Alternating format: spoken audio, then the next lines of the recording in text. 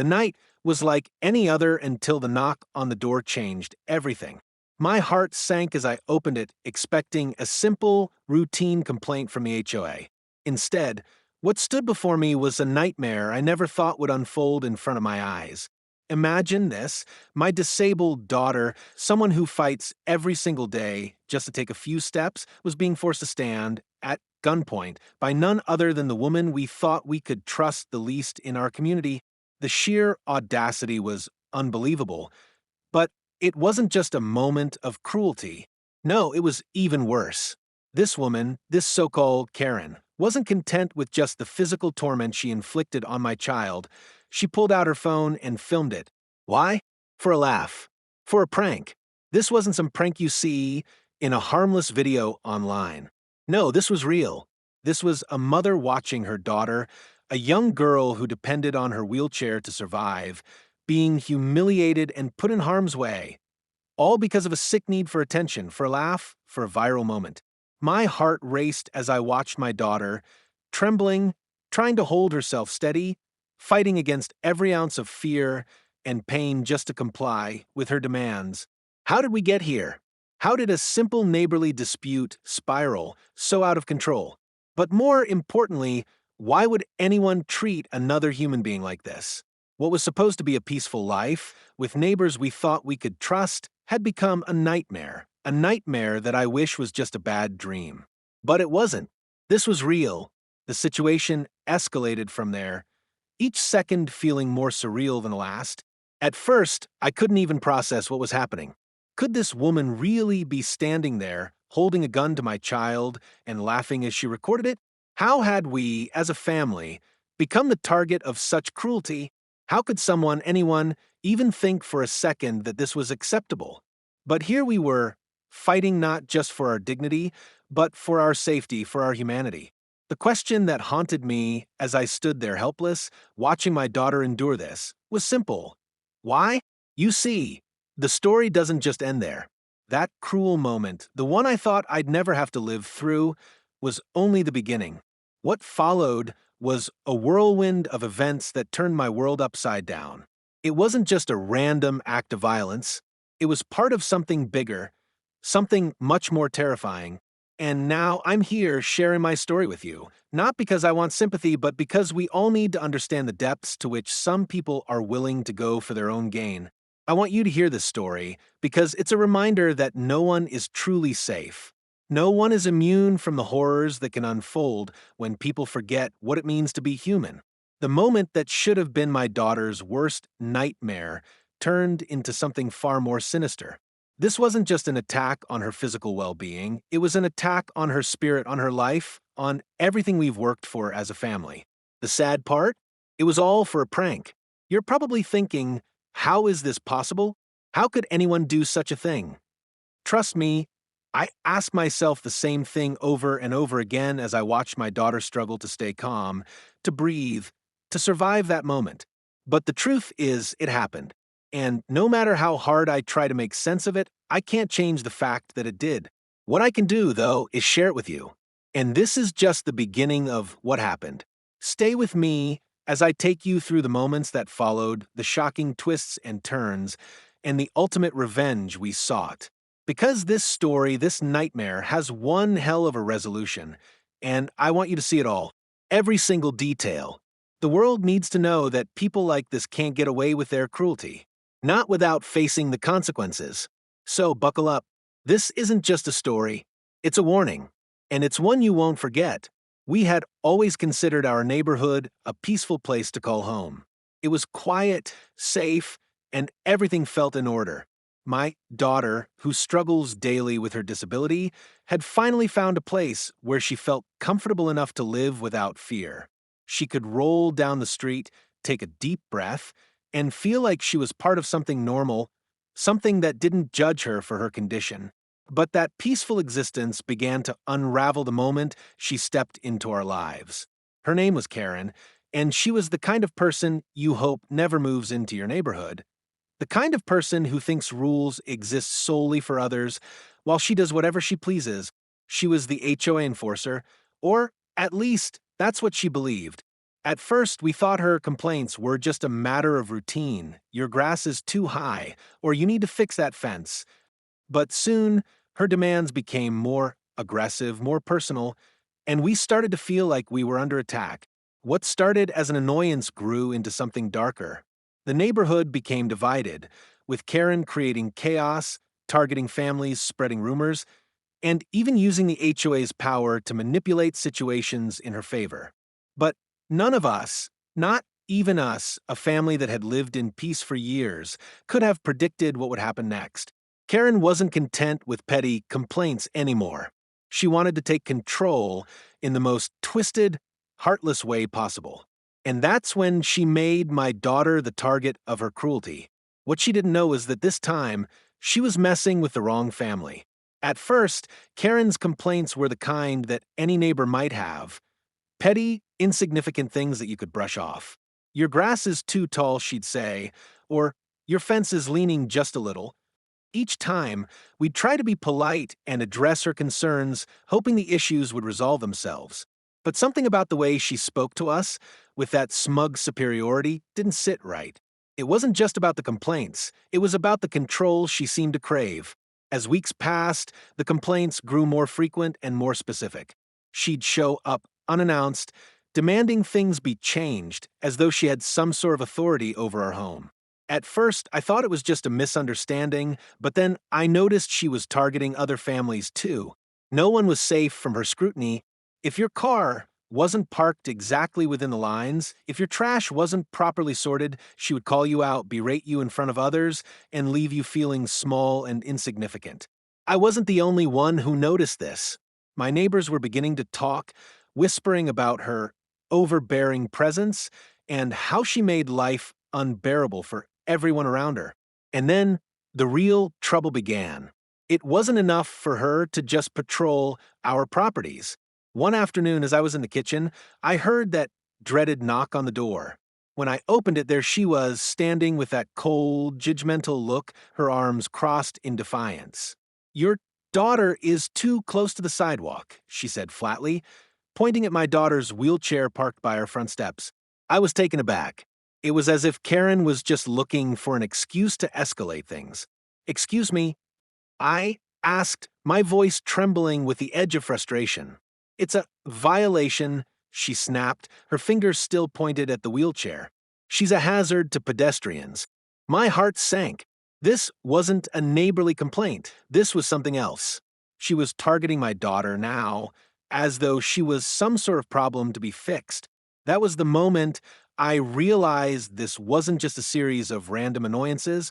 It was personal, and I could feel the tension building, escalating to something much darker. I tried to remain calm, but I could already sense that something far worse was about to unfold. The day everything spiraled out of control began like any other. The sun was setting, casting long shadows across the street, and I was inside, preparing dinner for my daughter. She was sitting in her wheelchair near the front door, enjoying the cool breeze. We had grown used to the quiet, peaceful rhythm of our lives, thinking that maybe, just maybe, things were finally settling. But that all changed in an instant. I heard the unmistakable sound of heavy footsteps on our porch, followed by a loud bang against the door. My stomach dropped. I knew who it was before I even opened it. Karen. When I opened the door, I was met with the last thing I ever expected.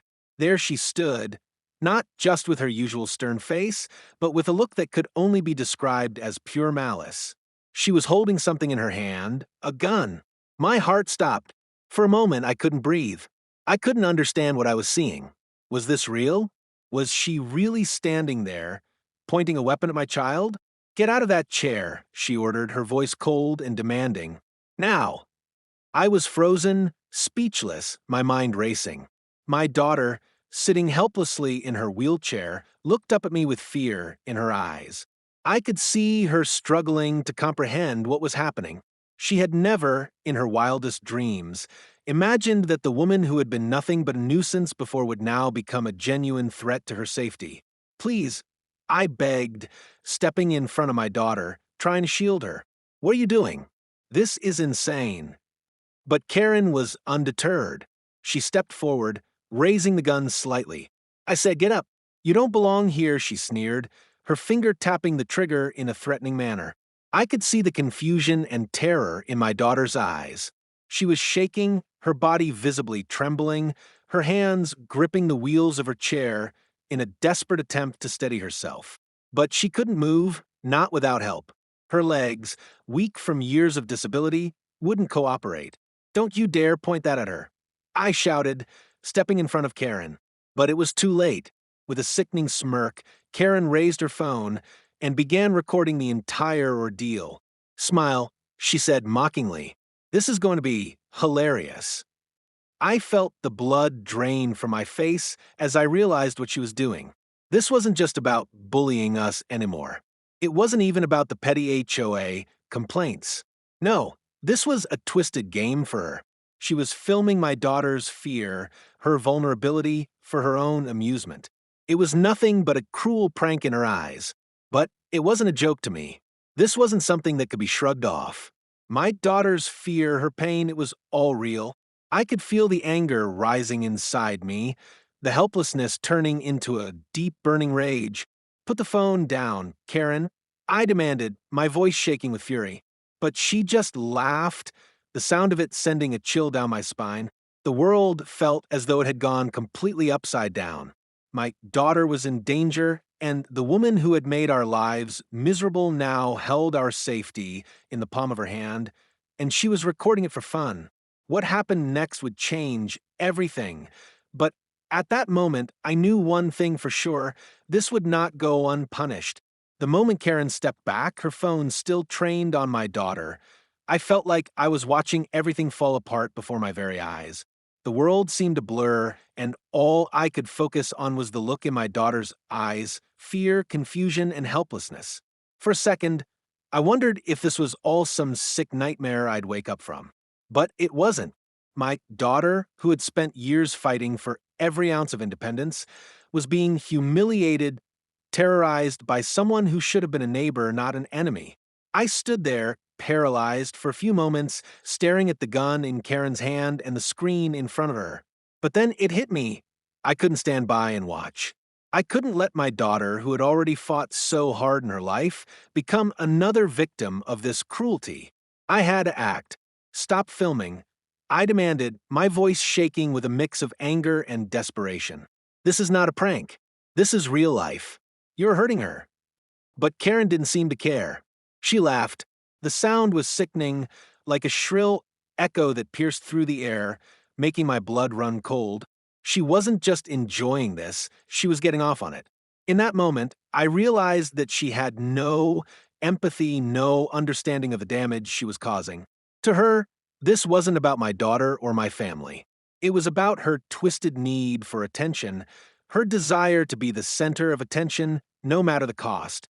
I could feel my heart pounding in my chest as I tried to think of something to do, anything. My daughter's hands were shaking, and I could see the tears welling up in her eyes. She wanted to be strong. She always tried to be strong. But this was too much. This wasn't just physical abuse. This was an assault on her dignity, her sense of security, and everything she had worked so hard to build. I moved closer, but I knew I had to be careful. I couldn't risk escalating the situation. The last thing I wanted was for Karen to feel cornered and lash out in anger. But I couldn't stay passive any longer. My daughter was counting on me. "Please, Karen, put the gun down," I said, my voice breaking. "This isn't who you are. You don't have to do this." For a split second, I thought she might listen, but then, with a look of pure disdain, she pushed me aside and raised the gun slightly higher, pointing it directly at my daughter. "Get up," she ordered again, her voice sharp and cold. I wasn't going to let her destroy my family. Not today, not ever. In that moment, everything shifted. The world around me became clearer. I wasn't just a father trying to protect his child. I was a warrior standing between the darkness and the light. My daughter wasn't just a target for this woman's sick amusement. She was my child, my responsibility, and I would fight for her no matter the cost. I took a deep breath, trying to calm my racing heart. Then I made a choice. I grabbed her arm, forcing the gun down to the ground. "This ends now, Karen. No more." "You're not going to hurt my daughter." For the first time, I saw fear in her eyes. It wasn't the same kind of fear my daughter had felt, but it was real. Karen was starting to realize that this wasn't something she could just get away with. Her phone was still recording, but now it was pointless. The world was watching, and this time, she wasn't the one controlling the narrative. I held her arm firm, and with one final push, I managed to get her outside, off our porch. She stumbled, her grip on the phone slipping for a moment, but she regained her balance, glaring at me with all the hatred she could muster. "This isn't over," she hissed as she turned and walked away. "You will regret this."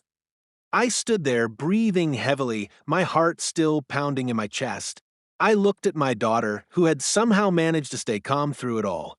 Her eyes were filled with gratitude, but there was also a deep sadness there, a sadness that would stay with her long after this day. This wasn't just an isolated incident. It was a reminder that for people like Karen, cruelty was a game. But it was also a reminder for me that no matter how dark things seemed, I had to stand my ground for my family, for my daughter. The following days were a whirlwind of emotions. I reported Karen's actions to the police, and she was promptly arrested. But even that didn't bring an immediate sense of peace. The damage had been done. My daughter, once so confident, now struggled to trust the safety of our home again. I could see it in her eyes every time she looked out the window, every time someone knocked on the door. The fear was still there, lurking just beneath the surface. But what kept us going was the one thing Karen never expected: the strength of our bond, the love we shared as a family. This wasn't just about us surviving a terrifying moment. It was about us becoming stronger because of it. We would rebuild. We would regain our trust in each other, and eventually we would find peace again. Because that's what families do. They fight together. They rise above the darkness, no matter how cruel the world may seem. And in the end, Karen learned the hard way that she couldn't break us. She had underestimated the power of a mother's love and a daughter's courage. Just when I thought things couldn't get worse, the unthinkable happened. The video Karen had so gleefully filmed of my daughter humiliated and threatened didn't just stay on her phone. It was out there for the world to see. I found out when I woke up the next morning to a flood of messages, notifications, and news alerts. My heart sank as I read the headlines. The footage had gone viral, spreading like wildfire across social media. People were outraged. The comments poured in, some filled with support for my daughter and me, others laced with disgust toward Karen. It was everywhere. The video of my disabled daughter, vulnerable and at gunpoint, was being shared, commented on, and dissected by thousands, if not millions. But there was something else. Something I didn't expect. Amidst the storm of angry comments, I received an anonymous message. It was from someone I didn't recognize. They claimed to have another video, a video of Karen. My curiosity piqued. I watched it, unsure of what I would find. The video was shaky at first, but then it became clear. It was filmed from a distance, showing Karen arguing with a neighbor in the past, a neighbor who, as it turns out, had been quietly recording her behavior for months. In the footage, Karen was not just rude or overbearing. She was manipulating the HOA rules, forcing neighbors to comply with her demands, threatening them with fines and harassment. The most damning part? She was caught on tape making threats to another family, just like she had with us. Only this time, it was even worse. She had used her power as an HOA board member to extort money from one neighbor, a vulnerable elderly couple, in exchange for avoiding a fine. It was illegal. It was unethical. And it was all being documented in secret for months. The realization hit me like a punch to the gut. This wasn't the first time Karen had done something like this. She had been abusing her position for months, using fear and intimidation to control the neighborhood. The video of my daughter, horrible as it was, had just been the tip of the iceberg. And now this new footage, this new revelation, was about to bring Karen's downfall in a way she never saw coming. What she didn't realize was that her past actions had finally caught up with her. The internet had done what the authorities couldn't. It had exposed her for the fraud and bully she truly was, and just like that, Karen was no longer the one holding the power. She was the one being watched, judged, and held accountable for everything she had done. The days following Karen's exposure were a blur.